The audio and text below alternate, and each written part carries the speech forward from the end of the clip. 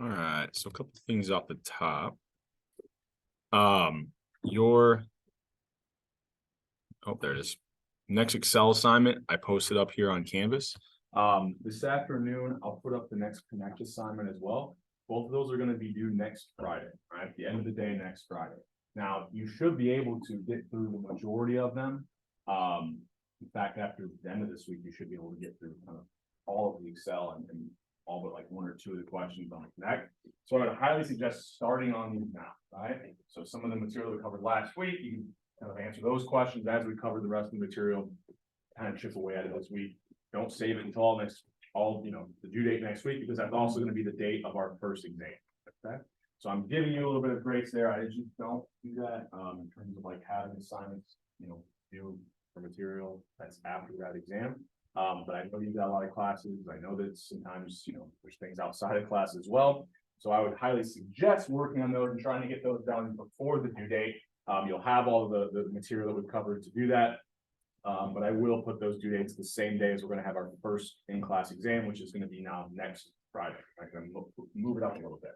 I'll put an announcement up on Canvas about this. We're also, I think, probably going to cover all the material after Monday's class next week. So my goal is to also do some exam review on that Wednesday. So what I'll put up on Canvas this afternoon as well are 2 practice exams, right, along with answers. That will be, a lot of what we do on that Wednesday's review. We'll be going through some of the problems from those practice exam reviews. I'll also put up the formula sheet that I'm going to give you that you guys can use. So we'll get some formulas today. They're a little bit difficult to remember, or recall from memory. And so you'll actually have those formulas on a formula sheet in front of you as you take the exam. Okay. I'll also probably rearrange things a little bit. Now that I've got all these celebrated, I'll probably rearrange to have some categories, start weighting things, the different categories according to the syllabus. You can kind of get a good idea of what your current grade is. Okay. Questions from me before we jump into the material? Like I said, I'll put up an announcement on Canvas that kind of reminds you that date of the exam, and it kind of outlines what we're going to do here in the next 2 weeks. Okay. No questions? We'll give it that. Okay. So let's jump in to what we're going to be talking about today, which is Bayes' theorem. Okay? So I'll start off introducing why, the setup of this, and then we'll work through a few problems. And hopefully it makes sense by the time. Initially, it'll probably seem like a lot. After we work through a few examples, I think it'll help make a little more sense. So all we're really doing with Bayes' theorem is we're starting out when we have some underlying probability, right? So this could be like, we'll do an example later on in class with this, but let's say someone, I'm interested in probably if I show someone at random that they actually have COVID, right? Well, okay, that's probably relatively low probability, but then I run a test, right? I give them one of these tests to see whether or not it comes back positive or negative. Comes back that they're positive for COVID. Well, I then probably want to update my probability that person actually has the disease, right? These tests should be somewhat informative that the person actually has the disease. Okay? So that's all we're doing there. Right? Now, we're not really like doing this step by step per se. It's all going to be within one step, but this is just the general setup. Okay? So with that in mind, we're going to have examples that we look at today, and we're going to simplify it down. You could have multiple states of nature as long as they don't overlap, as long as they're mutually exclusive. For the sake of our examples, we're going to assume there's only 2 states of nature. So these are going to be things like, you're either HIV positive or you're not, you're either guilty or you're not guilty, you're either pregnant or you're not pregnant, right? We know that those are the only 2 states of nature. Right? You either are pregnant or you're not. You either have the disease or you don't. Now, how do we determine what the state of nature is or get a better idea about what that state of nature is? Well, we run a test, right? So the outcome of that test will be either we see E or E complement. Now, generally, this is like either it comes back positive or it comes back negative. In the context of like a jury, though, right? The jury either finds you guilty or they find you innocent. Okay. So we looked at those 2 states of nature. We know if those are the only 2 states of nature that exist, if I take the probability that you have HIV, what's the probability you don't, that has to add up to 1. Those are the only 2 scenarios. You either have it or you don't, right? So if we're looking at our 2 states of nature, those probabilities will always add up to 1. Okay. This is just some of the notation we'll kind of start out with. Anything else I want to say here? I don't think so.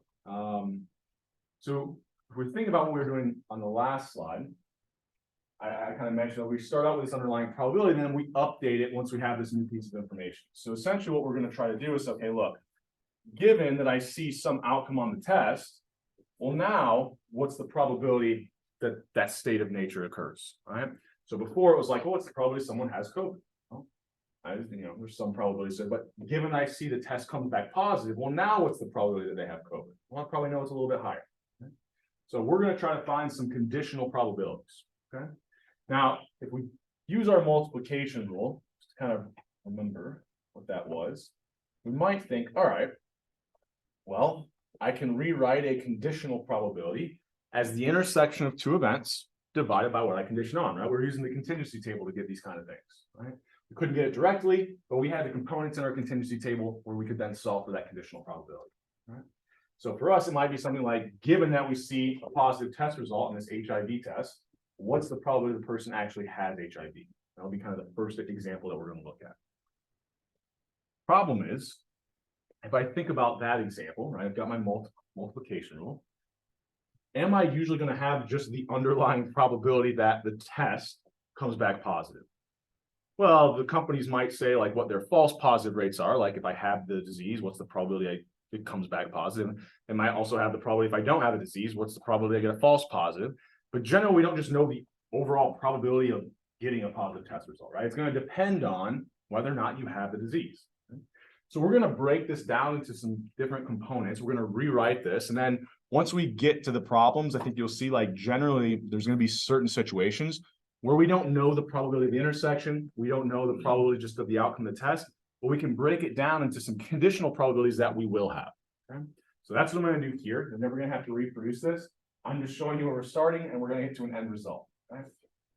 So we know, using the multiplication rule once again, we can rewrite the intersection of two events as a conditional probability times whatever I'm conditioning on. So there, I'm just going to substitute into my numerator this idea, right? Replace that intersection with conditional probability times what I'm conditioning on. Okay? So I'm then going to say, okay, look, what is the probability that I get a positive test result? Well, that makes, there's two groups of people who make that up. People who have the disease and get a positive test result, plus the people who don't have the disease and get a positive test result, right? That's everybody who can see a positive test result. I either get a positive test result and I have the disease, or I get a positive test result and I didn't have it. Right? Well, we're going to then rewrite these intersections as conditional probabilities of the two events times whatever we condition on. And over here, I'm just doing the same thing, but for the other state of nature. Now I've got something I can substitute in there for my denominator. Right? So all I've done here is rewrite what I originally started with the multiplication rule. You don't have to ever reproduce all these steps. We just need to know, okay, we now have another way, depending on the information that we're given, we might have to use this other equation to solve for our conditional probability. It may not be as easy as having the intersection and then just kind of the probability of the event or the outcome of the test. So here, this will be our general form of Bayes' equation. We're going to kind of look at different examples, and on practice, what you would do, you'll have that formula sheet in the exam. We're just going to write out what our state of nature is that we're interested in and what our E outcome of the test is that we see, right? And just in the context of our example, and you'll see it's kind of pretty simple. I mean, once we plug the numbers in, it's pretty easy to get this equation entered into our calculator. Questions up to this point? Try to work through an example. I think will help make a little more sense here. So, one more thing, well, two things, I guess, before we get to solving the first problem, or working through the first problem. So we already talked about these two states of nature. Those probabilities should have to one. Right? I either have a disease right now. Another thing that we know is if we condition on the same state of nature, that the two conditional probabilities for the different outcomes of the test, E and E consonant, these have to add up to one as well. Think about it this way. If I say, okay, given that someone has HIV, what's the probability to get a positive test result? And I add to that, okay, given they have HIV, what's the probability to get a negative test result? Well, those are the only two possible outcomes that person can see as long as I'm conditioning on the same state of nature, those two conditional probabilities should add up to 1. So I'll show you how we can use this to, even though we aren't given information directly, if I know one of those probabilities, I can solve for the other, right? So if I know they add up to 1, once I know one of them, I've got one equation, one unknown, I can kind of back out what the second probability was. Now, if we condition on different states of nature, all bets are off, right? So think about here, like, given that someone has HIV, what's the probability to see a positive test result? Let's say I've got a test that's really accurate at identifying that, it's like 99% or 0.99. Well, but it's also has a really bad positive test, false positive result. So given that you don't have the disease, what's the probability you see a positive result? Well, let's say the test was really bad and it was like 50% of people that didn't have it were getting a false positive. Well, those two probabilities then would add up to something over 1. So there's no saying what these probabilities would add up to if we condition on different states of nature. It's only when we condition on the same state of nature that we know the probability of the two options of the test have to add up to 1. Okay. So we'll use this here and we'll kind of work through an example. So I'm going to give myself some more room here. We're going to do an HIV test example because I think it's a little bit counterintuitive and we'll relate some stuff to this later on. So trying to look at the data that's out there, and these are rough, these numbers are pretty accurate. Like you could go out to more decimals, I rounded some of them. But the idea, if you chose someone at random in the US, you had no information about them, the probability that they have HIV is 0.006. So about what, 0.5% of the population has HIV, right? So we're given that. Anytime we're given a probability in these kind of Bayes theorem type questions, we inherently are going to know another one, right? So if I know the probability someone's HIV positive is 0.006, what's the probability they're HIV negative? You either have the disease or you don't, so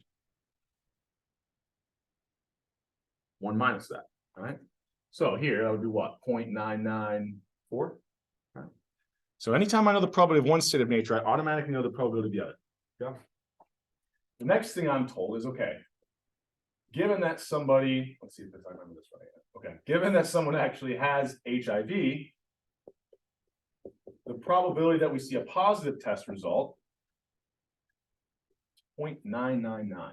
So these, I tried to look this up. So apparently the tests that are out there right now, very, very accurate, right? If you have the disease, they're going to almost guarantee pick that up, right? Sorry. So if I have the disease, the probability the test shows positive 99.9%. So if instead I think about, okay, well, given that someone has HIV, what's the probability this test wouldn't pick that up, right? Or would give them a negative test result? What would that probability be? I'm conditioning on the same state of nature. They either get a positive result or they get a negative result. All right, so 0.999 was the probability they see a positive test result. Oh, wait. Yeah, 0.001. Yeah. But they get a kind of negative test result there. Okay. Questions on that before we keep moving? What did I want to say? I had a thought. Oh. So if it helps, like anytime you're writing down a probability, you can almost think about it, you should have a counterpart right next to it. And the first one, like that's just the two states of nature. After that, you condition on the same state of nature, but look at the different outcomes of the test. You know those two probabilities have to add up to 1. So once you know one of them, you automatically know the other. Also, I didn't set this up ahead of time. I'm kind of doing a simplified assumption here. But we're assuming that, like, if we had some example where you could get like an inconclusive test result or like a hung jury or something like that, we're assuming that we're looking at whatever the first conclusive result is, right? You know, the first conclusive result of the test will either be positive or negative, right? So we're just running this experiment until we get a conclusive result. I guess I have to kind of add that assumption in there. The next probability we're given is what? Given that someone is HIV negative, the probability that we see a false positive, right, that the test comes back positive for them is 0.01, right? Which, if we condition on that same state of nature, the probability that they're HIV negative, that means the probability the test would come back negative should be what?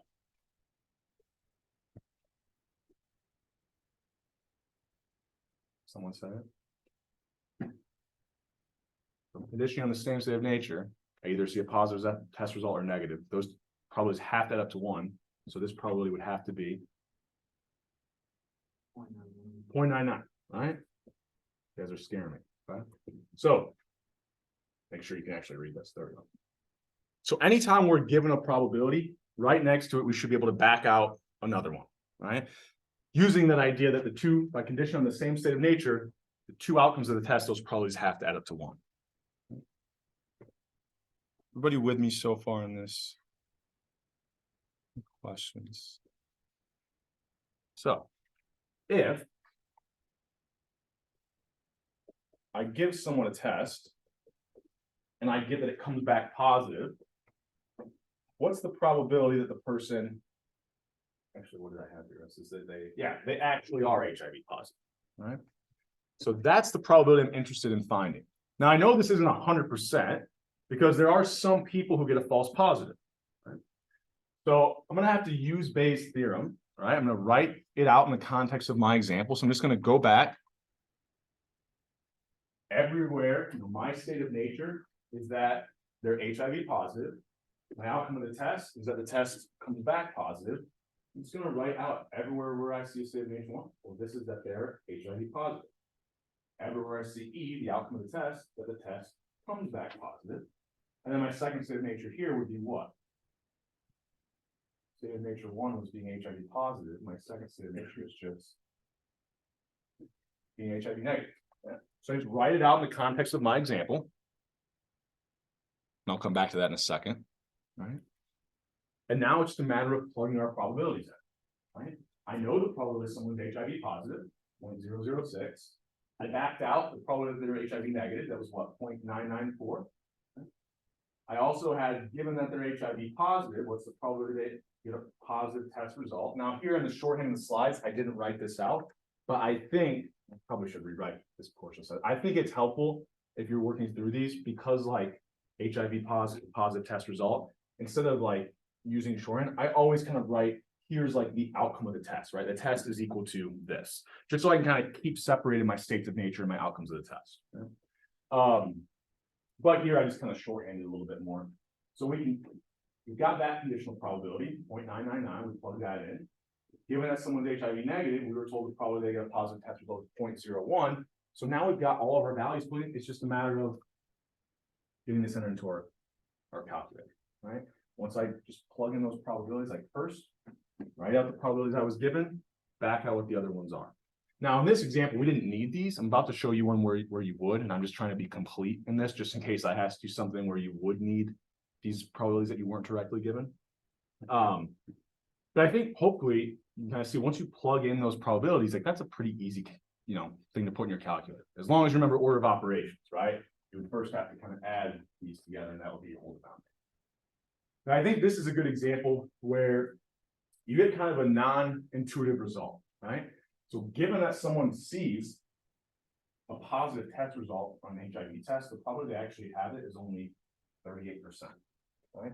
If, for the thought experiment, we gave like everyone a test, right? So I'll go through in a second to try to explain why, this, you would think maybe this is a lot higher, and in fact it's not. Before I do that, I do want to point out this slide I skipped, there we go. Instead of writing it out like this, where like you write out your 3 probabilities you're given, you can back out these other 3. Some people think I think connects a little bit better with doing like a probability tree, where you first kind of write like 2 branches for both states of nature. So probability that you have HIV or are HIV positive, probability you're HIV negative. You know that on the same level, those 2 things have to add up to 1. So your 2 states of nature have to add up to 1. So as soon as I know one of those, I automatically know the other.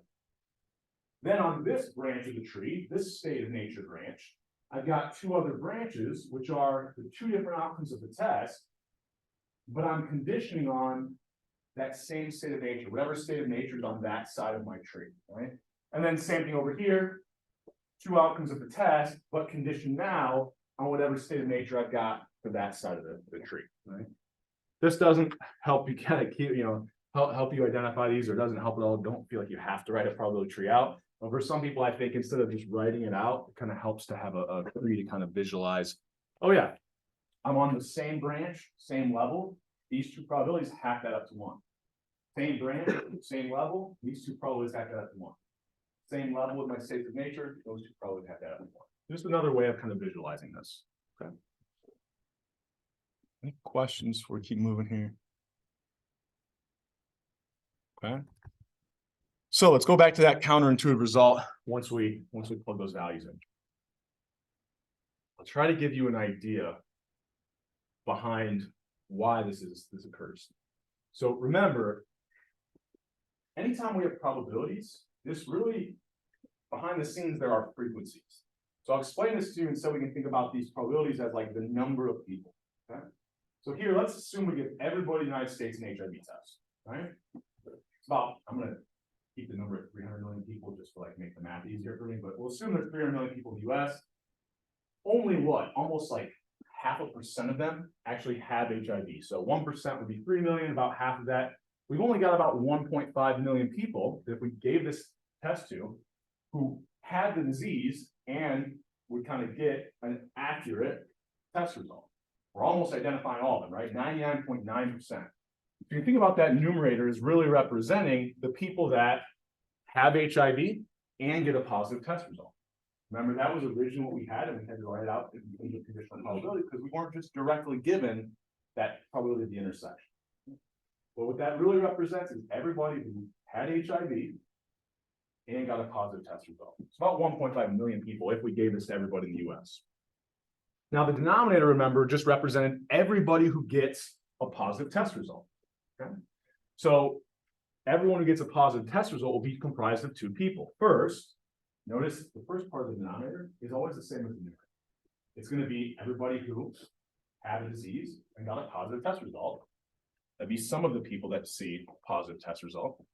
The other group of people who get a positive test result is everybody who didn't have the disease, right? 99.4%, so we're looking what, like 298.5 million people, times that false positive rate of about 1%. So there you're thinking about, okay, I've got about 298 million people. I don't know, this ends up being what? Times 1%, you get about 2.98 million people, right? So even though our false positive is only 1%, it's a really low probability. Well, 1% of almost everybody, right, is still a really large number.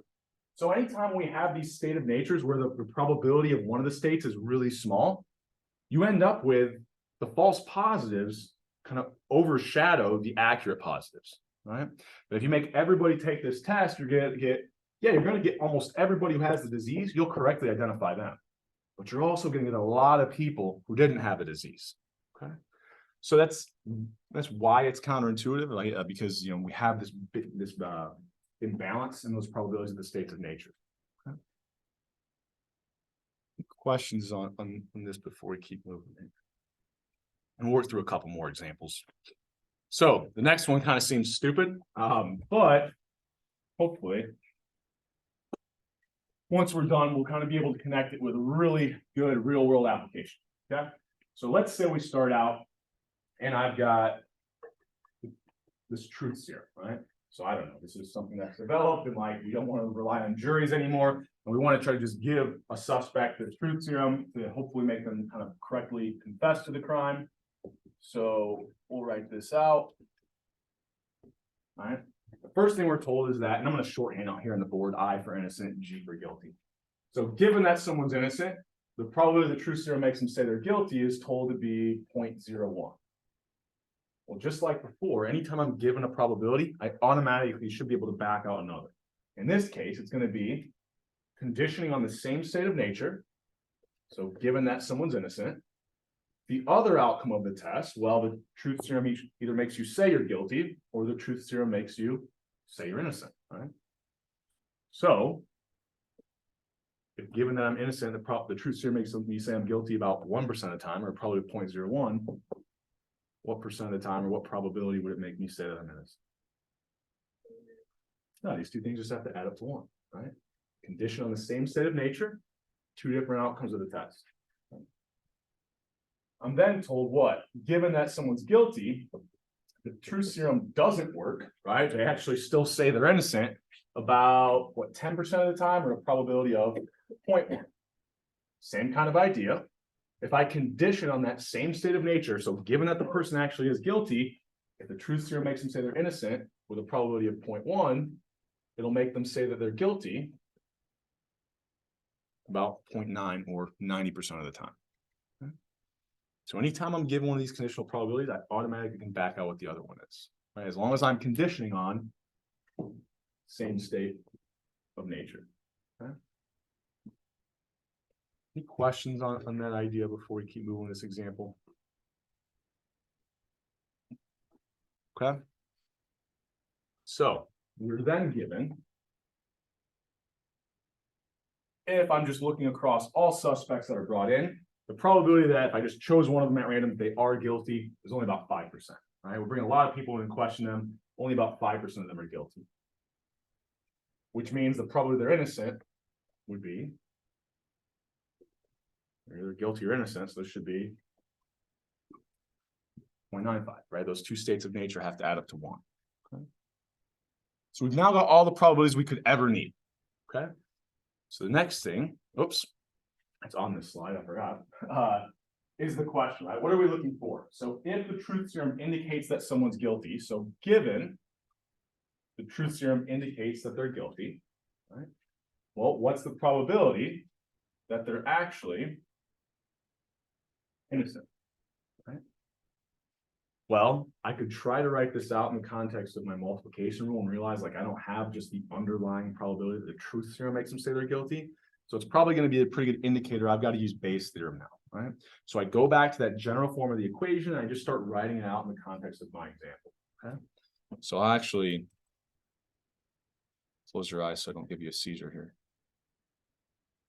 I think it was back here. There we go. So all I'm going to do is take that general form of the equation and start writing it out in the context of my example. So here's my state of nature I'm interested in, and here's my outcome of the test. So probability of S1 is the first thing. So the probability someone's innocent times the probability that I see the outcome of the test, the truth serum makes them say they're guilty, given S1, so given that they're innocent. Now notice the first part of my denominator is always the same as my numerator. So the probability of S1 is the probability that they're innocent times the probability of E, truth serum makes them say they're guilty, given S1. Okay. So this represents everybody who is innocent, but incorrectly confesses to the crime. We're then going to add to that the probability of S2. Well, if my state of nature 1 is being innocent, my second state of nature is being guilty, right? So probability they're guilty times the probability of seeing that outcome of the test, that the truth serum made them say they're guilty, given that they actually are. Or these are the people who correctly confessed to the crime, right? They were guilty and the truth serum actually worked. Okay. So all I did was write this out in the context of my example. Well, now hopefully you can kind of see it's pretty easy to just start filling in those probabilities. So we've got all our probabilities. We've figured out what we're looking for. We wrote this out in the context of our example. All I do is start plugging things in. Probability somebody's innocent, 0.95. Given they're innocent, truth serum makes them say they're guilty, 0.01. Probably they're guilty, 0.05. Given that they're guilty, truth serum makes them say they're guilty, the probability of 0.9. Right? So once I've got it written out in the context of my example, and if I've correctly identified my probabilities, it's just a matter of getting those plugged in. Okay? Now, this is an example where here's all the things I was directly given, and I say that I technically wasn't given the probability someone's innocent. I had to actually back that out from the information I was directly given.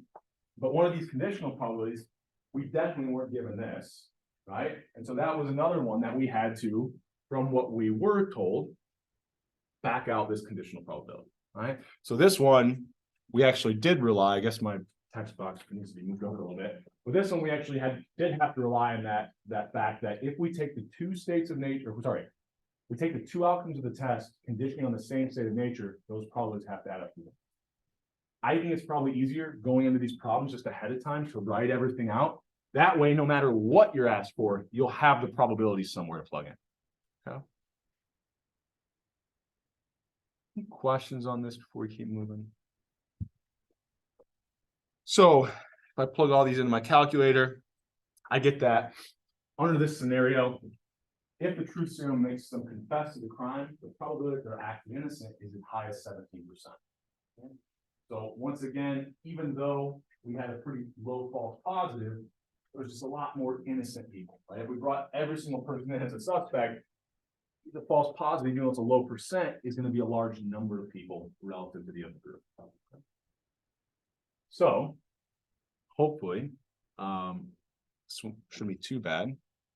I'll kind of give you guys a little bit of time. I think it's just good practice to like work on this. Maybe figure out what roadblocks you might run into so you know what questions to ask once we kind of come back together and talk about it. But I'll give you about 4 or 5 minutes here. Talk to the people around you, work with the people around you. I actually look so quiet. Just I don't care if it's chatterbox in here once we do this. But I've got the same setup, same exact thing, except for now I've got that given a truth serum indicates they're guilty.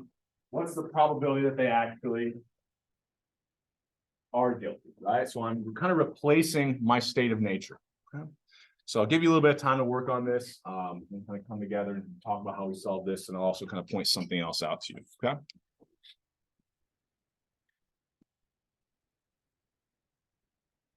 Should be able to follow kind of very similar to what we did in the previous one. It'll just be slightly different, right? Because now we're not interested in the probability that they're innocent. We're interested in the probability that they're guilty, given the truth serum and say they're guilty.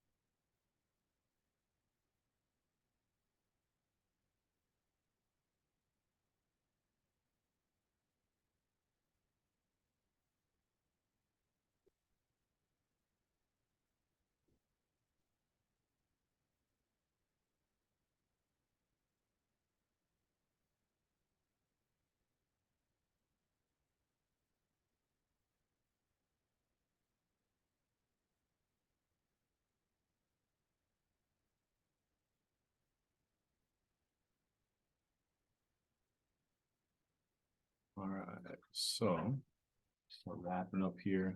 Another 15 seconds or so. I'm gonna close down.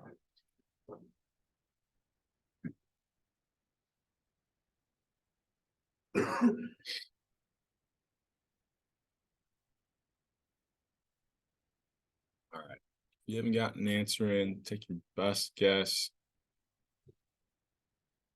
Close it out here. Make sure we get their response in. And close it out. So we could solve this the way I just showed you, and I'll explain there's actually a way you could probably figure this out really, really quick, right? So the way that you could have done it is how we had set it up before, right? Just write out Bayes' theorem in the context of your example. So everywhere before, the state of nature we were interested in was that they were innocent, right? Well, now the state of nature we're interested in is that they're actually guilty. Right? You can kind of think about it here. Everywhere where I had an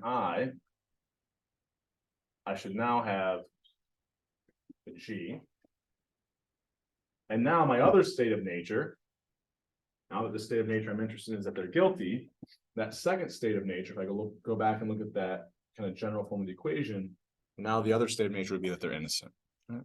Now it's just a matter of plugging in our probabilities. I've got them up here on the board for you. 0.05, 0.95, what, 0.9, and then where's this one at? 0.01. And it's just a matter of getting that entered into my equation or entered into my calculator. Okay. Questions on running into problems there? That's right. Write out the probability of what you're looking for. Right. So for us, that was going to look like this. You then go back to that general form of the equation. I had it in the slides there.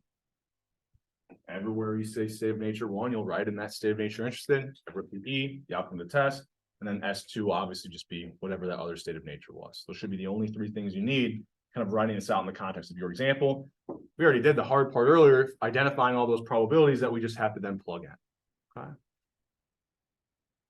Any questions on that? Anybody else see the other way that you could have found this? Yeah. Since we already have the probability of innocent, if this true serum equals guilty, then we can just minus that from 1. Yeah, so what did we find before? We found that given the true serum indicated guilty, the probability they're actually innocent was 0.174. Well, given that the true serum indicates guilty, we're like, it's the same thing. We're conditioning, not in the state of nature now, but we're conditioning on the same outcome of the test. Well, I'm either innocent or I'm guilty, right? The true serum may say I'm guilty, but I'm either actually am guilty or I am actually innocent. So I know that if I'm conditioning on the same thing, now the probability of the 2 states of nature should add up to 1, which means this should just be 0.826. Okay. So now what that kind of relied on was that we already had done all this work and found the first conditional probability. But once we have that, it could be as you know, we're conditioning on the same thing. And probably those 2 states of nature should add to 1 as well. Right. All right. Any questions before we keep moving here? So this might seem like a really stupid example. But think of the truth serum instead as a jury, right? And then this has some very real world applications. Okay. So, you know, given that someone's guilty, what's the probability the jury finds them innocent, right? Well, how do we know this, right? Well, we can get a pretty good idea about what this probability could be, like incorrectly letting people off the hook by when we have like technology advancements like DNA evidence or something, you know, new information comes out. We can see like how many of these court cases that did find someone innocent down the road later on we found they were actually guilty, right? Maybe they write a book about how I did it or something like that. Get that reference. So given that they're innocent, what's the probability the jury incorrectly finds them guilty? Once again, things like the Innocence Project, where they've gone back and overturned cases, we can get somewhat of an idea about what this probability is as well. In fact, of the overturned cases, like these probabilities will probably actually be lower than what they actually are, right? Because the Innocent Project, although it can go back and kind of reverse the decision for a lot of these cases, it's not going to be able to do it for all, right? So we're even going to be understating when we look at the historical data, but we can get an idea about what these conditional probabilities are. Well, we then might be interested in, okay, given that someone's found guilty by a jury, what's the probability they're actually innocent, right? what's the probability they're sitting rotting in jail when they actually didn't commit the crime? Well, we can write this out with Bayes' theorem, right? Also, mine does that sometimes too. Like I'll be talking on someone here, like Alexis say something. I'm like, I didn't say it. Anyways, so all we have to do is rewrite this using Bayes' theorem. We can use those conditional probabilities that we backed out using historical data. We can also look at historical data and see what percent of suspects or what percent of people that went to court actually are guilty, right? And so, you know, it's a little bit harder. I have to have a little bit more institutional knowledge about court cases to be able to look at that data, but those numbers are out there, right? And you can actually figure out, you know, what the probability that someone is found, you know, given that they're found guilty, what's the probability they're actually innocent, right? So truth serum example is kind of dumb, but we can kind of translate this into a jury and have some really nice real world applications.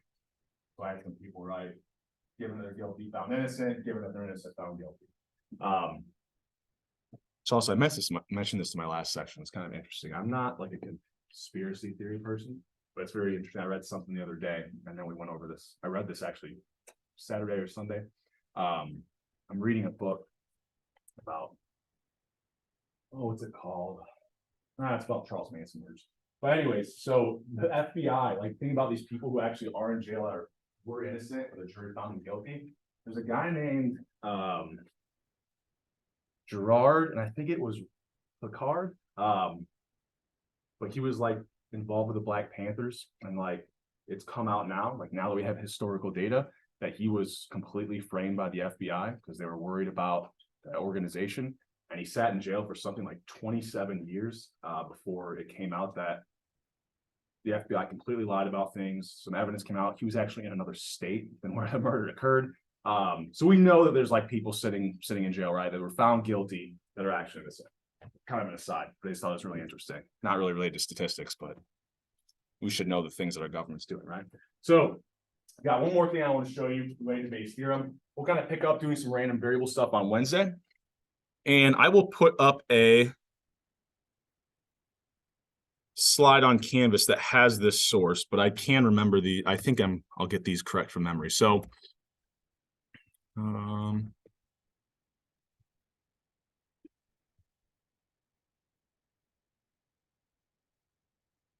let's say I want to find this, and I'm just going to use Excel to kind of help me out. Okay? So let's say, you know, I gave every single person in the US a COVID test. Like this is the thought experiment. All right. Given that I see a person come back with a positive test result, what's the likelihood they actually have the disease? Right? So we could start writing this out in the context of our example. Oh, here it is. So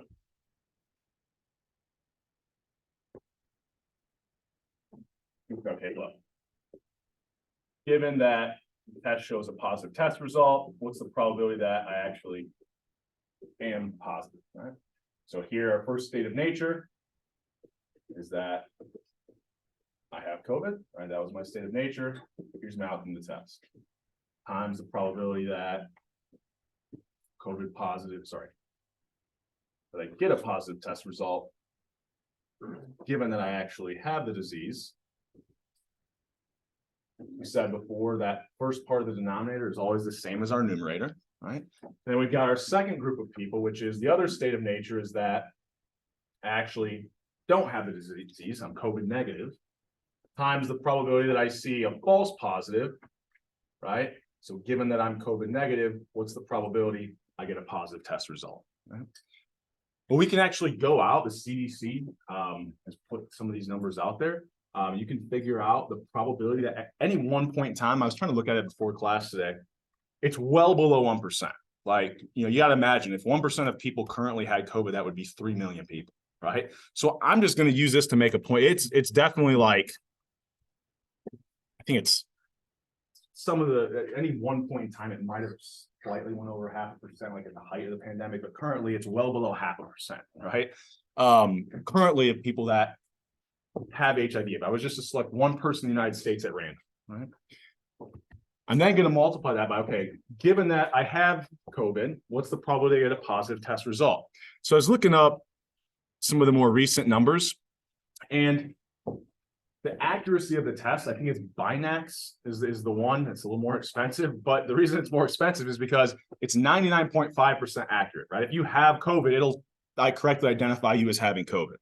So that's going to be that first group in our numerator as well, right? What these probabilities represent is essentially, if you want to think about them as frequencies, everybody who currently has COVID, if we give a test to everybody, who we would be picking up as having COVID with these test results. Right? So these are people who have the disease and got a positive test result. The second group of people is going to be everybody who doesn't have COVID, but gets a false positive, right? So if the probability of people that have COVID is 0.005, the probability I don't have COVID is 1 minus that, right? Or 0.995. We then need to multiply that by, okay, what's the probability if I don't have COVID, I get a false positive? So I was looking it up today, and I think some of the low end estimates, some of them were more around like 5%. But a lot of these tests, although they're really good at accurately identifying if you have the disease, because that's probably what we're more concerned about, is like treating the disease, right? Figuring out, the accuracy, having a correct positive. But these false positives, right, relatively high, about 4% from a lot of the estimates that CDC has put out there, right? Just from surveys they've done where they've just administered at random 100 tests to people and see how many people didn't have the disease, but they actually got a negative test result, right? And they could do more things like that because they had blood work and stuff to be able to check to see if they actually had it. So what's kind of interesting, we just use Bayes' theorem. We have this setup, and this is kind of the problem of testing, right? It's great to test people for if they have a disease. But if you just give everybody a test, not because they have symptoms, not because like you have a suspicion they have disease. If everybody took a test, well, now when I see a positive test result, what's the probability that that person actually has the disease? And it's, once again, kind of counterintuitive, only as low as about 11%, right? So it's great to kind of administer these tests, but if you just do it based off of nothing, right? No symptoms, no nothing, you're going to end up with, yeah, most people don't have a disease. And even if your false positive rate is low, 4%, that's still a lot of people that you're incorrectly identifying. So I always kind of like Bayes' theorem just because it's one of those statistical examples where it kind of goes against intuition, right? It goes against what you would originally think. If you see some test result, if these probabilities of the states of nature are skewed enough, then these conditional probabilities are really not what you would expect. All right. I think that should be good for today. We'll pick up on discrete random variables next class. I'll get all that information up on Canvas as well as those practice exams. I will see you guys on Wednesday.